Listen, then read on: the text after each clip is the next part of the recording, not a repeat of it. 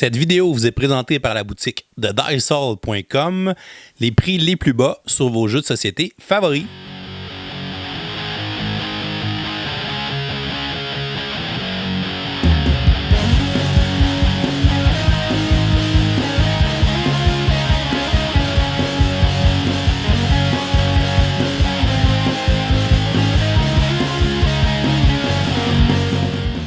Salut les gamers, bienvenue à Professeur Board Game, je m'appelle David. Aujourd'hui à Board Game 101, je vous présente le jeu Living Forest. C'est un jeu qui a été édité en 2021 par Ludonaut. C'est le premier design de jeu de l'auteur Askey Christensen qui se joue de 2 à 4 joueurs et dont les parties vont durer environ 40 minutes. Les joueurs vont incarner des esprits de la forêt et vont tenter de demander l'aide des gardiens animaux pour pouvoir les aider à combattre le mal dans la forêt. Ils devront planter des arbres protecteurs pour protéger la forêt. Ils devront aussi combattre les flammes d'un méchant esprit de la nature et ils vont tenter de planter des fleurs spéciales pour réveiller le gardien de la forêt qui va pouvoir la sauver. On a donc 3 conditions de victoire différentes qui peuvent nous permettre d'atteindre la victoire dans le jeu. C'est principalement un jeu de deck building, donc les cartes de gardien animal vont être représentées par des cartes qui auront différents symboles qui nous permettront de faire des actions. Et plus on aura de symboles de la même action, plus l'action sera puissante. On a aussi une part de prise de risque, donc on va pouvoir retourner un certain nombre de cartes et faire attention aux différents symboles, sinon on va perdre une de nos 2 actions. On a aussi des petits éléments de placement de tuiles. On va avoir des tuiles d'arbres protecteurs qu'on va placer sur un plateau personnel qui vont nous permettre de gagner des icônes permanents et de débloquer différents bonus pendant la partie. Alors, Living Forest, je vous montre comment on joue. Ensuite, je vous dis ce que j'en pense. Et comme on est le premier lundi du mois, on va lancer notre concours du lundi pour le mois de février 2022 dans lequel vous pourriez gagner une copie de Living Forest. On va installer une partie pour 2 joueurs. Premièrement, on va placer le plateau Cercle des Esprits au milieu de la table. Ensuite, on va placer le plateau Gardien Animal sur la table. Sur celui-ci, on va aller placer les réserves des jetons feu. On va placer les jetons avec les numéros correspondants sur les emplacements de ce plateau. Et on va placer un jeton de feu de valeur 2 sur le centre du plateau Cercle des Esprits. On va classer les cartes d'animal gardien selon leur niveau, selon les symboles qui sont sur ce plateau. Donc les gardiens animaux de niveau 1 vont avoir le soleil blanc, niveau 2 le soleil jaune et niveau 3 le soleil rouge. On va mélanger chacune de ces pioches de cartes et on va les placer sur le plateau gardien animal à leurs endroits respectifs selon leur niveau avec les symboles de soleil. On va ensuite révéler les 4 premières cartes de chacune des pioches pour former le marché de cartes qui sera disponible pour les joueurs au début de la partie. Donc chacune des cartes de gardien animal va contenir différents icônes qui vont nous permettre de faire les actions dans le jeu. Et plus on aura d'icônes pour faire une action, plus cette action sera puissante. On va ensuite placer le plateau feu sur la table et sur celui-ci, on va se faire une réserve avec les jetons de fragments et on va aller placer toutes les cartes feu à l'emplacement indiqué sur ce plateau. On va ensuite placer les 2 présentoirs d'arbres protecteurs sur la table et on va aller placer les tuiles d'arbres protecteurs à leurs endroits respectifs selon les symboles des bonus qu'ils vont nous octroyer lorsqu'ils seront placés sur notre plateau personnel. Selon le nombre de joueurs, on n'utilisera pas toutes les tuiles d'arbres protecteurs telles qu'indiquées dans le haut des présentoirs. On va placer un certain nombre selon le compte de joueurs. Ici, dans une partie à 2 joueurs, il y aura tout simplement 2 tuiles d'arbres protecteurs de chaque type. Chaque joueur va se choisir une couleur et va recevoir son plateau personnel de forêt, ainsi que ses 14 cartes de départ identifiées à sa couleur, son arbre protecteur de départ, son pion esprit de la forêt, ainsi que ses 3 pions de victoire qui énumèrent les 3 conditions de victoire possibles dans le jeu. Les joueurs vont prendre leur tuile d'arbre protecteur de départ et vont le placer au centre de leur plateau forêt. Par la suite, ils vont mélanger leurs 14 cartes de départ et vont les placer à droite de leur plateau personnel pour former leur pioche. Et ils vont placer leur pion d'esprit de la forêt sur le plateau du cercle des esprits aux cases appropriées selon le nombre de joueurs. Donc ici, dans une partie, à 2 joueurs, on va les placer sur ces 2 emplacements.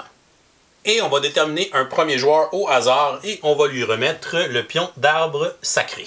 Une partie de Living Forest se joue en plusieurs manches. À chaque manche, les joueurs vont jouer à tour de rôle en commençant par celui qui est en possession du pion d'arbre sacré. Les joueurs vont tout d'abord demander de l'aide des gardiens animaux de leur deck pour pouvoir obtenir des icônes et effectuer différentes actions. Ils vont tout d'abord simultanément aller retourner la première carte de leur deck et la placer dans leur ligne d'aide et vont ensuite décider s'ils arrêtent ou s'ils continuent de retourner des cartes pour avoir de plus en plus de cartes dans leur ligne d'aide. Par contre, si on arrive à 3 icônes d'animaux solitaires, on sera obligé d'arrêter et on aura seulement une action dans la phase d'action au lieu de 2. Alors que si on décide d'arrêter avant d'avoir 3 icônes solitaires, les joueurs pourront effectuer 2 actions différentes à leur tour de jeu. Ils pourront tout d'abord acheter des cartes de gardien animal pour pouvoir les ajouter à leur deck. Ils pourront combattre le feu en gagnant les jetons de feu en jouant des icônes d'eau. Ils pourront aussi se déplacer sur le plateau de cercle des esprits pour pouvoir activer les bonus sur les différentes pierres et tenter de sauter par-dessus son adversaire pour lui voler une de ses tuiles de victoire. Et les joueurs pourront aussi acheter une tuile d'arbre protecteur pour la placer sur son plateau personnel pour gagner des effets permanents et activer les bonus des colonnes ainsi que des rangées sur son plateau personnel. La partie va se continuer jusqu'à temps qu'un des joueurs atteigne une des conditions de victoire, soit d'avoir en sa possession 12 jetons de feu, peu importe leur valeur, d'avoir dans sa ligne d'aide ainsi que son plateau 12 icônes de fleurs visibles, ou bien d'avoir réussi à planter 12 arbres différents sur son plateau personnel. Ça va mettre fin immédiatement à la partie et ce joueur va l'emporter. Si jamais on a une égalité, on va faire l'addition des 3 conditions de victoire ensemble et le joueur qui en a rempli le plus sera déclaré vainqueur. Chaque manche se sépare en 3 phases. La première phase est la phase des animaux gardiens et elle est jouée en simultané par tous les joueurs en même temps. Le joueur doit tout d'abord prendre la première carte de son deck et va la retourner face visible pour la placer dans sa ligne d'aide de gardien animal. Chaque carte de gardien animal comprend différents icônes d'éléments avec des chiffres à l'intérieur pour nous donner accès à des icônes d'éléments qui nous permettront d'effectuer les actions dans la phase d'action. Cette carte me donne donc accès à 3 icônes de soleil, mais j'ai moins une fleur pour la condition de victoire. Une fois qu'on a révélé notre première carte, on doit décider si on veut continuer à demander de l'aide avec une autre carte ou si on veut arrêter notre ligne d'aide à cet endroit.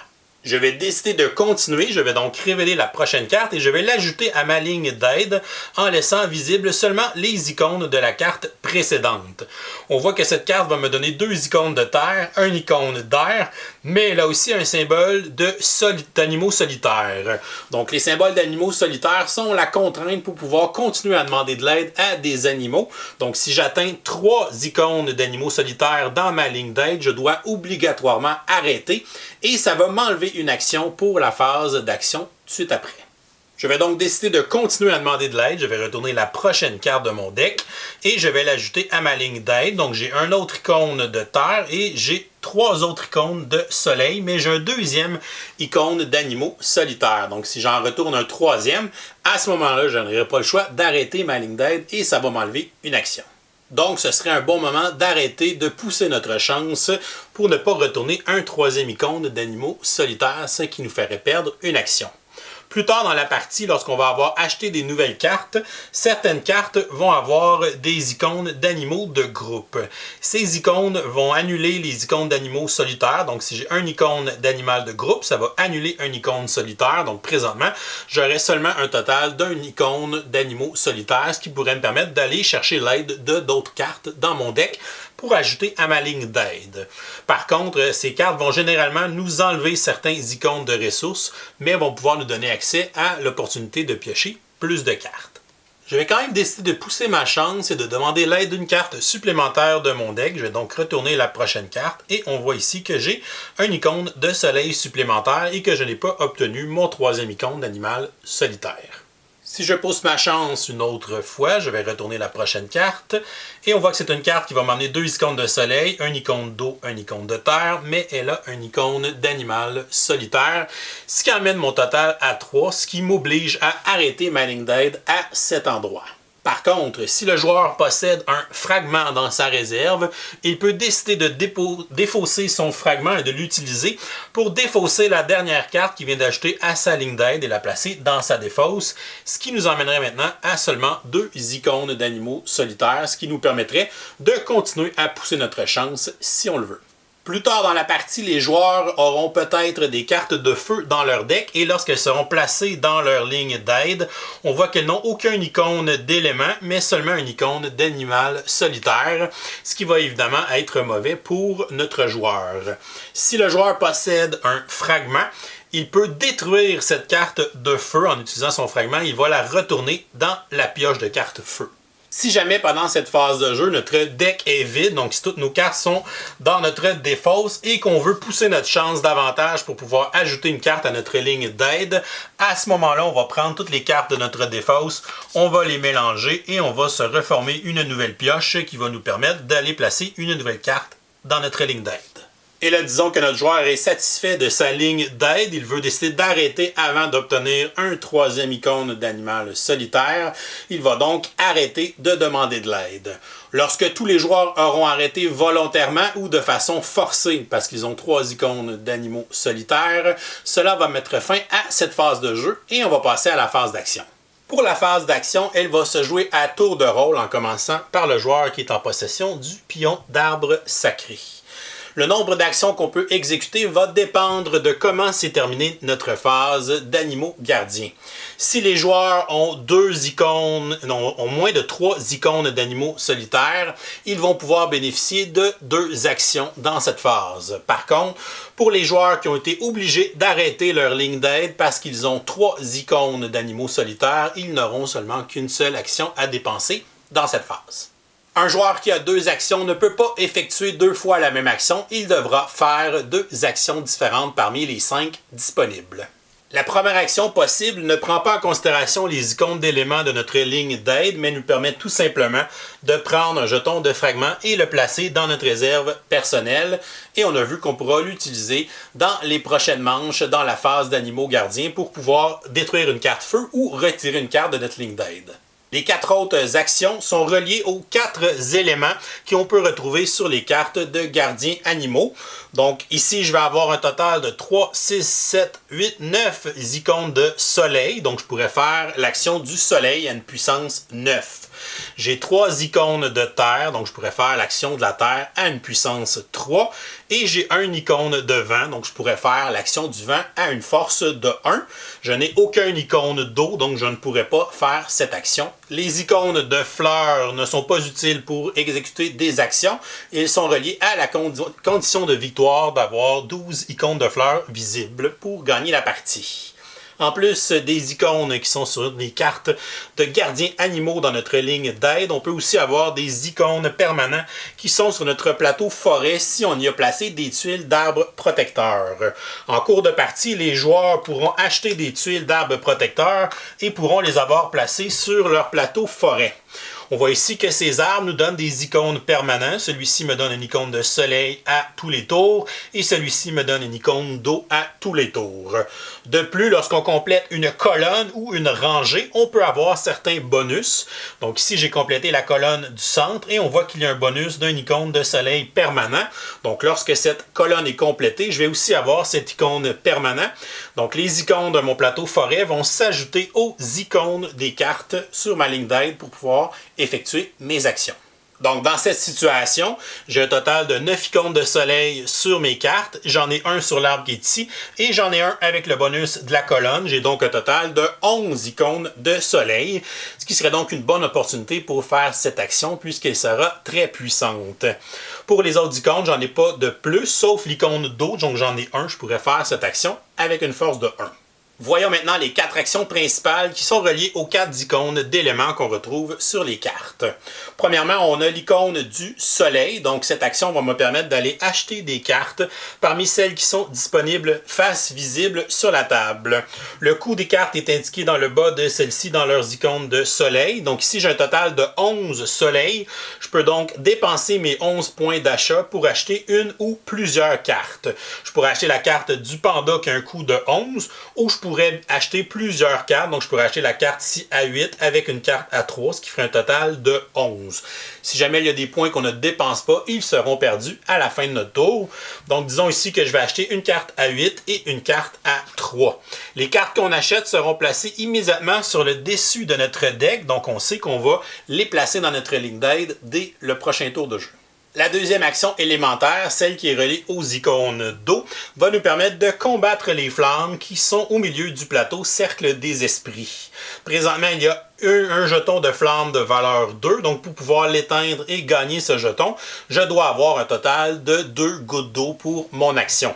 Si jamais il y avait plusieurs jetons de feu, disons qu'il y avait 2 autres jetons, si mon action d'éteindre des feux totalise 4 points, donc 4 icônes d'eau, à ce moment-là, je pourrais éteindre 2 feux de valeur 2 et les placer dans ma zone de jeu sur le côté où il n'y a pas de numéro, puisque pour la condition de victoire, c'est le nombre de jetons qui compte et non leur valeur, donc on a intérêt à gagner le plus de jetons possible.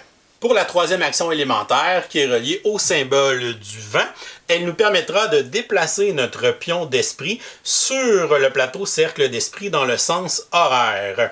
On va pouvoir activer l'endroit où on termine, donc sur l'icône de la roche qui va nous donner un bonus. Et de plus, si on passe par-dessus un adversaire, on ne comptera pas sa case pour se déplacer, mais on va pouvoir lui voler une de ses tuiles victoire et la placer dans notre zone de jeu. La moitié des roches vont avoir une icône de fragment, ce qui va nous donner comme bonus de gagner un jeton de fragment si on termine notre mouvement à cet endroit-là. Alors que les autres cases sont associées aux autres actions. Donc ici, l'action soleil, l'action de l'eau et l'action de la terre. Donc si je termine mon déplacement sur une case soleil, je vais pouvoir exécuter une action bonus de soleil en utilisant encore une fois tous mes icônes de soleil. L'action bonus peut nous permettre de faire une action qu'on a déjà fait dans notre tour de jeu. Et la quatrième action élémentaire, celle qui est associée aux icônes de la Terre, va nous permettre d'aller acheter une tuile d'arbre protecteur et de la placer sur notre plateau forêt. Ici, j'ai un total de 3 icônes de terre. Je peux donc acheter un arbre d'une valeur 3 ou moins. Donc ici, je pourrais acheter l'arbre qui est là et le placer ici pour terminer ma première colonne qui me donne accès à un symbole de soleil. Et cet arbre-là va aussi me donner un symbole de soleil. Donc les arbres doivent être placés pour être adjacents à un arbre qui est déjà placé sur le plateau de façon orthogonale. Et on a des arbres qui vont nous donner différents bonus. On a certains qui vont nous donner des icônes de fleurs pour l'autre condition de victoire. Sinon, d'autres vont nous donner des 4 éléments. Et on a aussi un arbre spécial qui est cet arbre-là ici, qui, lorsqu'il est dans ma forêt, va me permettre de faire 2 fois la même action dans mon tour de jeu. Ce qui serait une bonne façon pour pouvoir faire l'action de planter des arbres parce qu'on peut seulement en planter un par action. De plus, lorsqu'on va planter des arbres, on va pouvoir atteindre les emplacements dans les coins de la forêt qui vont avoir des bonus à nous donner lorsqu'on va placer un arbre à cet endroit-là. Il y a 2 icônes de fragments, donc si je plante un arbre là, je vais gagner 2 fragments et les placer dans ma réserve personnelle. On a aussi un emplacement qui nous donne une action soleil avec une valeur de plus 3, donc plus 3 à tous les icônes de soleil qu'on a présentement pour faire cette action bonus. Et ici, c'est une action d'éteindre des feux avec un bonus de 2. Lorsque les 2 joueurs ont effectué leur phase d'action, on va passer à la troisième phase, qui est la phase de fin de tour. Premièrement, on va regarder s'il y a des jetons de feu restants sur le plateau Cercle des Esprits. Si c'est le cas, chacun des joueurs va comparer la valeur totale du feu avec le nombre d'icônes de gouttes d'eau qu'il a présentement. Donc ici, mon joueur a un seul icône de gouttes d'eau et le feu a une valeur de 2, donc je n'ai pas assez d'eau, donc je vais me faire attaquer.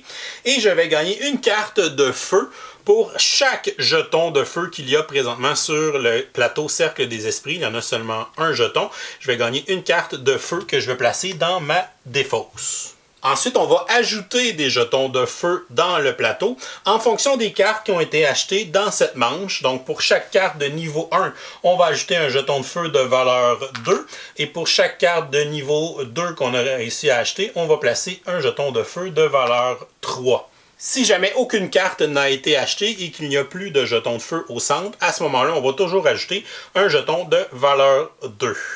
Une fois qu'on a fait ça, on va retourner des cartes gardiens pour combler les emplacements qui sont vides pour qu'il y ait toujours 4 cartes de chaque niveau au début d'une manche. Évidemment, comme vous avez compris, si on avait acheté une carte de niveau 3, on aurait ajouté un jeton de feu de valeur 4. C'est pour ça que les jetons sont placés à ces endroits sur le plateau vis-à-vis les cartes de gardien animal des bons niveaux. C'est à noter aussi qu'il peut y avoir un maximum de 7 jetons de feu sur le plateau. Par la suite, les joueurs vont prendre toutes les cartes dans leur ligne d'aide et vont les placer dans leur défausse. Et finalement, on va donner le jeton d'arbre sacré au joueur à notre gauche qui deviendra premier joueur pour la prochaine manche. Et la partie va se continuer jusqu'à temps qu'un joueur atteigne une des 3 conditions de victoire. Si à la fin d'une phase d'action, un joueur a réussi à ramasser un total de 12 jetons de feu, ce qui comprend aussi ses tuiles de victoire de feu, il va gagner la partie. Si jamais un joueur a réussi à planter 12 tuiles d'arbres différentes, comprenant ainsi ses tuiles de victoire d'arbres, il va remporter la partie. Ou si un joueur a un total de 12 icônes de fleurs de révélées, comprenant ceux sur son plateau forêt, ceux sur ses cartes dans sa ligne d'aide, ainsi que ses jetons de victoire de fleurs, il va remporter la partie. Si jamais 2 joueurs atteignent une des conditions de victoire dans la même manche, à ce moment-là, on va aller au bris d'égalité, c'est-à-dire qu'on va additionner les 3 éléments des 3 conditions de victoire ensemble, c'est-à-dire le nombre de tuiles feu, plus le nombre d'arbres protecteurs, plus le nombre d'icônes de fleurs, et le joueur qui en aura le plus sera déclaré vainqueur. Et voilà, c'est comme ça qu'on joue à Living Forest. Je vous reviens avec mon opinion personnelle. Qu'est-ce que je pense de Living Forest? Premièrement, on va regarder les côtés positifs. Je pense que pour le prix qu'on paye pour ce jeu-là, le matériel est quand même de bonne qualité dans son ensemble. Donc les cartes sont quand même de bonne qualité. Le carton aussi pour les plateaux, les jetons de feu, tout ça. Donc c'est quand même très bien ce qu'il y a à l'intérieur. J'aime quand même le côté visuel, donc les esprits gardiens qu'on a sur les cartes. Je pense que le visuel est quand même très beau. C'est sûr qu'elle se veut un jeu très familial, tout ça. Donc je pense que le style visuel fit bien avec le public qu'on essaye de viser avec le jeu. Donc moi je l'ai trouvé sympathique.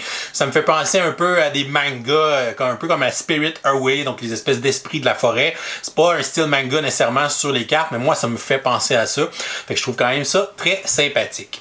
Sinon, pour le gameplay, ben, c'est un deck building, je pense, qui est d'initiation, un deck building qui est simple, qui est facile d'accès. Puis c'est quand même une chaise qui n'est pas partagée par beaucoup de jeux. Donc souvent, les deck building, c'est quand même complexe. Il y a beaucoup de cartes, ou des cartes différentes, des cartes ou des effets. Il faut lire du texte et tout ça. Dans celui-là, ben, on n'a pas de texte sur les cartes. Donc c'est seulement les icônes. Donc on va avoir les icônes des 4 éléments. On a le soleil, la terre, le vent, l'eau qui nous permet de faire les actions principales. On a aussi l'icône de la fleur qui est une des 3 conditions de victoire. Fait que c'est facile de voir, ok, cette carte-là, elle donne telle icône, elle enlève telle icône parce qu'il y en a qui sont négatifs. Fait qu'on va les soustraire. On a aussi des icônes avec les animaux qui sont solitaires, qui sont pas très bons parce qu'on sait que si on est à 3, on va perdre une action. On est obligé d'arrêter notre ligne d'aide. On a ceux qui ont les icônes d'animaux qui vivent en groupe, qui vont justement être très bons parce qu'ils vont annuler une icône solitaire, mais généralement, c'est pas des cartes qui vont donner beaucoup d'icônes pour les actions. Fait que c'est un bon compromis de ça va m'annuler une icône négative parce que les cartes qui ont des icônes négatives, c'est des cartes qui ont souvent beaucoup d'icônes élémentaires. Fait que tu veux en avoir, mais si j'ai ceux-là pour les neutraliser, mais je vais avoir un bon mélange dans mon deck, je vais pouvoir sortir beaucoup de cartes. Puis ça, c'est quelque chose qui est le fun aussi. Le côté pousser sa chance dans le jeu, si on veut. Le fait qu'on va pousser sa chance pour essayer de ne pas se rendre à 3 icônes solitaires, ça fait beaucoup penser à Mystic Vale qui avait un peu le même principe avec les cartes et les icônes de corruption. Donc ça, c'est un système que j'aime bien, la prise de risque, je la trouve intéressante. Puis on le sent, ce petit thrill-là, est-ce que je retourne une autre carte? Parce que là, je voudrais faire cette action-là, m'acheter une carte à 11, mais là, il me manque un soleil ou 2, si je retourne une autre carte, ou est-ce qu'il va y avoir un soleil, ou est-ce qu'il va y avoir une icône négatif, puis là, je vais être obligé d'arrêter là. Donc cette décision-là est toujours intéressante, puis on le sent, cette petite pression là dans le jeu. Fait que ça, c'est un système que j'aime bien. Puis c'est un système qui fait que tes tours de jeu sont généralement très explosifs dans le jeu. Donc tu as l'impression de faire de quoi parce que tu vas avoir au moins 1 ou 2 actions que tu vas ramasser plus d'icônes. Fait que tu vas avoir l'impression que cette action-là est puissante puis que tu vas accomplir quelque chose dans ton tour de jeu. Fait que ça, je trouve ça quand même très bien. Ça fait aussi que c'est un jeu de deck building où ton deck va rouler extrêmement vite. Tu vas avoir l'efficacité des cartes que tu as achetées, tu vas les jouer souvent. Parce que souvent, dans un tour de jeu, tu vas quasiment jouer la moitié de ton deck dans ta ligne d'aide. Donc, les cartes que tu as achetées vont être assez importantes parce que tu vas les jouer souvent dans la partie. Ce qui, des fois, dans les jeux de deck building, quand ton deck commence à être gros, ben là, tes bonnes cartes, tu vas les jouer 1 ou 2 fois dans la partie. Donc, c'est pas très satisfaisant. Alors que dans celui-là, c'est le contraire. Ton deck va rouler extrêmement vite. c'est aussi le fun pour la fluidité du jeu, le fait que cette phase-là, la phase où justement on pousse notre chance puis on fait notre ligne d'aide tranquillement, le fait que c'est tous les joueurs qui la font en même temps, donc ça fait que le jeu va quand même se faire rapidement, parce que c'est une phase qui est quand même longue, puis c'est là qu'on a quasiment le plus de décisions à prendre, puis le fait qu'on la fait tout le monde en même temps, mais là, tout le monde est là dans son coin, on fait sa petite affaire, puis là, OK, tout le monde est prêt, moi j'ai arrêté, moi j'ai eu 3 icônes solitaires, j'ai été obligé d'arrêter, parfait, on passe à la phase d'action, fait que ça fait vraiment une phase rapide, tout le monde la joue en même temps, puis après ça, on passe à la phase d'action. J'ai aussi aimé que souvent dans ce genre de jeu-là, ben, si tu bosses ou si jamais tu arrives à 3 icônes solitaires, la conséquence, oui, elle fait mal, mais au moins tu perds pas tout ton tour de jeu. Ça, j'aime pas ça dans les jeux où justement on pousse notre chance, puis là, on perd tout. Donc là, on perd la moitié de sa phase d'action. Donc tu t'as sacrifié une action à cause que tu as busté. Donc je trouve ça très intéressant parce que oui, ça fait une différence d'avoir une action de moins, mais tu as quand même l'impression de faire de quoi dans ton tour de jeu parce que tu fais une action. Puis ça peut peut-être permettre à d'autres joueurs aussi de OK, je vois que mes adversaires ont busté, ils vont avoir seulement une action. Fait que je vais prendre une action pour aller me chercher un fragment parce que justement j'ai une action bonus sur les autres joueurs. Fait que je peux me permettre de faire une action peut-être un peu moins efficace.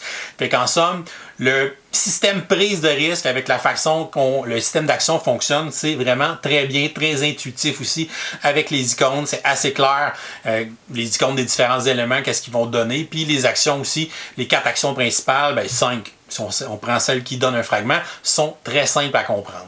Pour les côtés négatifs, pour le matériel, il y a 2 choses que j'aime un peu moins. La première, c'est les espèces de standee. Dans le fond, on a mis une espèce de base de la même couleur pour pouvoir le faire tenir debout, mais c'est une pièce qui vraiment s'emboîte vraiment mal et qui tient vraiment pas bien. Donc, vous voyez, ça tombe tout le temps, fait que les bonhommes sont toujours en train de tomber. Donc, pas très efficace pour la base du standee. Ça, c'est un peu fatigant. Et les petits présentoirs pour les tuiles d'arbres, je trouve ça très bien. C'est vraiment bien sur la table. On a le coût qui est indiqué aussi pour nous le rappeler. Le nombre de tuiles qu'on doit mettre pour le nombre de joueurs, ça c'est intéressant.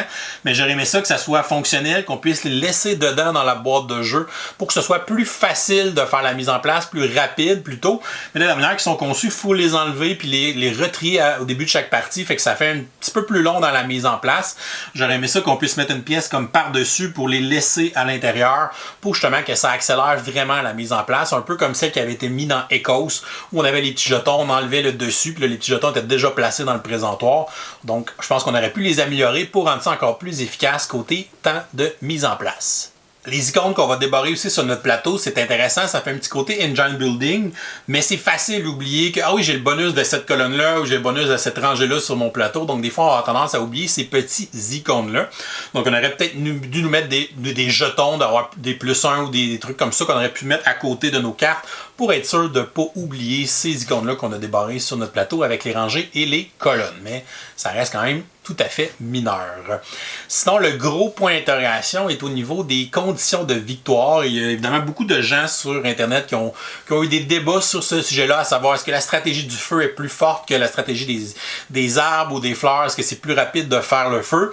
Dépendamment des parties, moi j'ai joué des parties où le feu a été assez prédominant et je vous dirais que le feu va être très prédominant, surtout dans une partie à 2 joueurs. Parce que dans le fond, dans une partie à 2 joueurs, un tour sur 2, je vais être premier joueur. Donc quand je suis premier joueur, ben, c'est plus facile pour moi d'aller chercher des jetons de feu parce que c'est là qu'il y en a plus de disponibles que si je joue dernier joueur sur 4, par exemple. Donc, le tour où je ne suis pas premier joueur, ben, j'ai juste à aller acheter toutes les cartes de niveau 1. Qui ne coûtent pas très cher, donc qui coûtent à peu près 3 soleils chacune. Donc je les achète et après ça, le tour d'après, il va y avoir beaucoup de feux, donc des petits feux à 2. Donc là, je fais une grosse action d'aller éteindre des feux, fait que je peux ramasser des fois 3-4 jetons d'un seul coup dans un seul tour. Et si j'en ai 12, je vais gagner la partie. Donc ça peut se faire rapidement. Donc je pense qu'à 2 joueurs, c'est sûr que cette stratégie-là, je pense qu'elle est plus rapide que les 2 autres parce que les arbres, est quand même limité à 1. Pour pouvoir faire l'action de l'arbre 2 fois, il faut que je la fasse une fois, mais une fois en bonus. Donc ça pourrait se faire en faisant le plateau, en se déplaçant sur l'action de l'air, puis tomber sur une case bonus que l'action de l'arbre. Ça me permet de la faire 2 fois. Ou d'avoir l'arbre à 11, évidemment, qui me permet de faire ensuite 2 fois la même action. Puis là, je me lance à fond dans les arbres pour essayer de clencher ça. Donc oui, le feu, je pense qu'il est prédominant, mais surtout à 2 joueurs. Je pense qu'à 3 et 4 joueurs, ça va moins paraître parce que le fait que tu sois premier joueur un tour sur 4, ben, tu as moins l'opportunité d'acheter du feu, donc tu peux moins te lancer à fond dans cette stratégie-là. J'ai l'impression qu'à 2 joueurs, elles auraient dû être adaptées un peu. On aurait peut-être dû mettre une valeur de jetons de feu au lieu d'un nombre de jetons pour les parties à 2 pour régler un peu ce problème-là. Vu que tu deviens premier joueur trop rapidement, c'est plus facile d'y aller à fond avec la stratégie du feu. Fait qu'on aurait pu peut-être peaufiner ou mettre une adaptation à 2 joueurs ou un peu modifier la règle, la condition pour le feu pour peut-être utiliser la valeur des jetons pour que ce soit un peu plus balancé. Pour faire suite à ça, j'aime presque mieux la condition de victoire du bris d'égalité. Puis j'aurais presque mis cette règle-là comme condition de victoire en général. En fait, c'est que s'il y a un bris d'égalité, on va additionner les 3 conditions de victoire, donc le nombre de jetons feu, le nombre d'icônes de fleurs et le nombre d'arbres protecteurs qu'on a plantés. Et le total de ça va faire mon score pour le bris d'égalité. Je trouve que ce système de scoring-là, il est presque plus intéressant que la course à une des 3 conditions de victoire. Donc, j'aurais peut-être gardé les 3 conditions de victoire actuelles comme étant les éléments déclencheurs de la fin de partie, mais j'aurais mis comme système de pointage ce qu'ils ont mis pour le bris d'égalité. Je trouve ça quand même génial, la balance entre les 3 éléments principaux dans le jeu. Fait que, bref, c'est peut-être une règle maison qu'on pourrait mettre ou essayer de jouer avec ce système de pointage-là, voir si c'est peut-être plus intéressant. Je pense surtout pour les parties à 2 joueurs, pour éviter que les 2 joueurs se lancent toujours dans la stratégie du feu. Je vous prépare de vos commentaires sous la vidéo. Vous me direz justement si dans vos parties que vous avez joué, si la condition de victoire du feu est revenue plus que les autres selon ce que vous avez joué. Puis vous avez joué aussi à combien de joueurs? Est-ce que ça a eu des influences? Bref, laissez-nous des commentaires là-dessus. On est intéressé de le savoir. Somme toute, Living Forest, je vais lui donner une note de B-. Donc c'est un jeu qui est bien, qui est fun à jouer. J'aime le côté deck building mélangé avec la prise de risque, la façon qu'on va tourner des cartes pour essayer d'avoir le plus d'icônes possible. Le système d'action est facile à assimiler. Ça en fait, je pense, un bon jeu de deck building d'initiation, un deck building plus familial, ce qui est quand même rare dans le style de jeu. On a mis aussi des cartes avec des icônes au lieu du texte, ce qui fait que c'est encore plus facile d'accès pour des plus jeunes joueurs ou initier vos enfants à des mécaniques comme ça un peu plus complexes. Et voilà, c'est tout pour aujourd'hui. Oh, c'est vrai, on est lundi. On va donc vous donner une question de jour pour le concours du lundi. En fait, on va lancer le concours du lundi pour le mois de février 2022 dans lequel vous pouvez gagner une copie de Living Forest. Avant de vous dire comment participer, on va annoncer le gagnant du mois précédent. Donc, c'était le jeu Dice Farm plutôt, qu'on faisait gagner au mois de janvier. Donc, notre gagnant, il s'agit de Patrice Frigon. Donc, félicitations, Patrice. Tu peux nous écrire à professeurboardgame@gmail.com pour nous envoyer tes coordonnées, qu'on puisse t'envoyer ton jeu. Et pour participer au concours du lundi pour le mois de février 2022, c'est très simple. À chaque vidéo du lundi, il y aura une question du jour. Et en répondant à cette question du jour en commentaire YouTube sous la vidéo, vous pourrez enregistrer une participation à ce concours.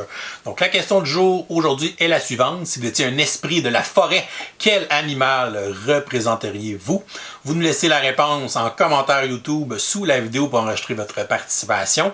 Et si vous nous supportez sur Patreon pour 5$ et plus, vous aurez aussi une participation automatique au concours à chaque lundi. Donc, bonne chance à tous pour ce nouveau concours. Si vous n'êtes pas encore abonné à notre chaîne, vous pouvez cliquer notre petit bonhomme ici en bas pour vous abonner. Sinon, vous pouvez nous suivre sur Facebook, Twitter ou Instagram sur Professeur Board Game. Et si vous aimez le contenu qu'on fait, vous pouvez nous supporter sur notre page Patreon. Je vous souhaite à tous une excellente fin de journée et continuez de game.